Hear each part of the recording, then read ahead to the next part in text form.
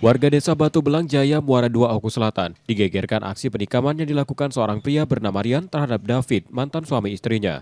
Korban mengalami luka serius dan harus menjalani perawatan di rumah sakit. Peristiwa bermula saat keduanya terlibat cekcok mulut. Korban diketahui belum bisa menerima pernikahan mantan istrinya dengan pelaku, terlebih rumah mereka berdekatan, sehingga sering memicu pertengkaran. Emosi memuncak ketika korban melihat pelaku bersama mantan istrinya. Tantangan yang dilontarkan korban membuat pelaku tersulut hingga nekat menusuk dengan tajam. Korban dilarikan ke rumah sakit, sementara pelaku yang sempat melarikan diri ditangkap polisi.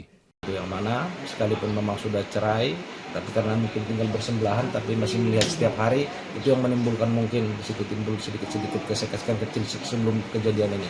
Itu ada dua kali tusukan, namun yang pertama tusukan ini tidak terlalu luka lebar ataupun dalam, dan yang satunya yang tepat di bawah dada, di bawah ketiak yang masih menancap pisau saat kejadian. Kini pelaku ditahan untuk menjalani proses hukum di Polres Oku Selatan. Setia Budi, Kompas TV, Ogan Komering Ulu Selatan, Sumatera Selatan.